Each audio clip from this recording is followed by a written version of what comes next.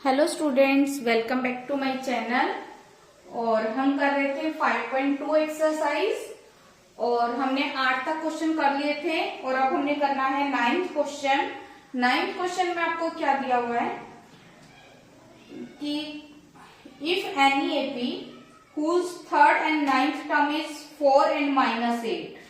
आपको क्या दिया हुआ है कि कोई एपी है जिसका आपको क्या दिया हुआ है, थर्ड टर्म कितना दिया है 4 और 9th टर्म दिया है -8। तो which term of this AP will be 0, कि इसकी कौन सी टर्म 0 होगी। तो विच टर्म जब भी आएगा तो आपने क्या लेना है, उसको nth टर्म लेट कर लेना है। तो nth टर्म को हमने क्या लेट कर लिया, 0। पर nth टर्म तो आपने 0 लेट कर ली। अब n की वैल्यू निकालने के लिए आपको पहले किसकी वैल्यू चाहिए, a और d की। a और d की वैल्यू हम कैसे निकालेंगे, देखो आपको थर्ड टर्म दी हुई है 4। थर्ड टर्म को हम लिख सकते हैं a + 2d = 4। 9th टर्म को हम लिख सकते हैं a + 8d = -8। सब्ट्रैक्ट करेंगे, सब्ट्रैक्ट करने पर क्या होता है, नीचे वाली टर्म्स के साइन चेंज हो जाते हैं। a से 1 कट गया, प्लस माइनस 8 में से 2 माइनस करेंगे तो 6 और यहाँ पे प्लस 12। d की वैल्यू कितनी आ जाएगी, 12/-6। d की वैल्यू कितनी हो गई, -2। d की वैल्यू किसी भी इक्वेशन में पुट कर देंगे तो a की वैल्यू आ जाएगी। जैसे आपको दिया हुआ था a + 2d = दिया हुआ है 4। d की वैल्यू आपको दी हुई है -2, a ± -4। a की वैल्यू कितनी आ गई, 8। a और d की वैल्यू इसमें पुट कर देते हैं।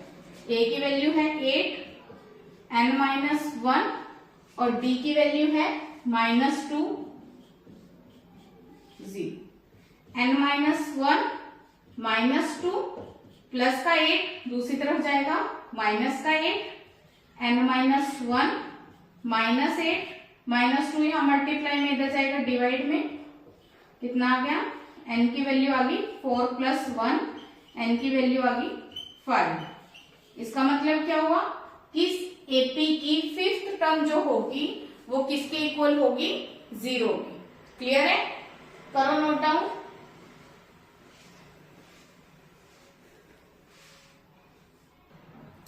नेक्स्ट क्वेश्चन, 10th क्वेश्चन में आपको क्या दिया हुआ है, in an AP 17th term is 7 more than it's 10th term, कि इसकी जो 17th टर्म है वो इसकी 10th टर्म से कितनी मोर कर रही है, 7। मोर आए तो प्लस कर दो, लेस आए तो माइनस कर दो। फाइंड इट्स कॉमन डिफरेंस, इसका कॉमन डिफरेंस फाइंड करना है आपको। करते हैं सोल्व। 17th टर्म को हम लिख सकते हैं a + 16d, 10th टर्म को a + 9d, a + 16d -a -9d, a से a कैंसर, 16d में से 9d माइनस करेंगे 7d, d की वैल्यू 7/7, d की वैल्यू कितनी आ जाएगी, 1। तो कॉमन डिफरेंस इज 1। बहुत इजी क्वेश्चन है ये, सिर्फ आपको इक्वेशन बनानी आनी चाहिए।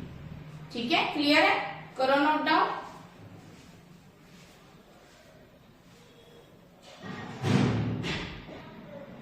Next question, 11th question. 11th question में आपको एक एपी सीरीज गिवन है और क्या सीरीज है वो, 3, 15, 27, 39।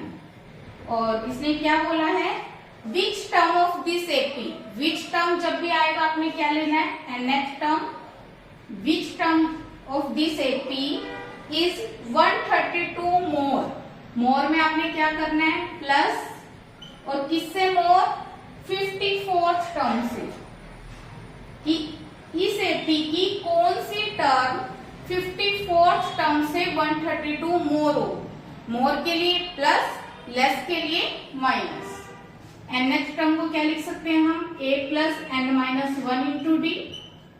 54 टर्म को a plus 53d plus 132, a की वैल्यू 3, d की वैल्यू 15 माइनस 3 12, a और d की वैल्यू पुट करो, 3 प्लस n माइनस 1, d की वैल्यू 12, a की वैल्यू फिर से 3 प्लस 53 इंटू 12 प्लस 132। 3 से 3 कैंसिल हो जाएगा, n माइनस 1 12, इसको मल्टीप्लाई करें,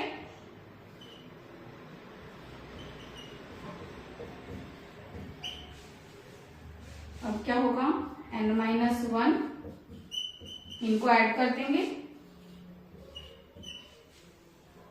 n माइनस 1 768 बाई 12, 12 यहाँ मल्टीप्लाई में था, इधर गए डिवाइड में,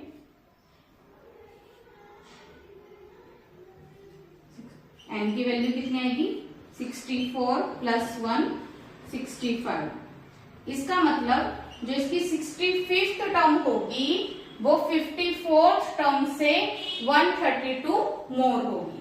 क्लियर है, करो नोट डाउन।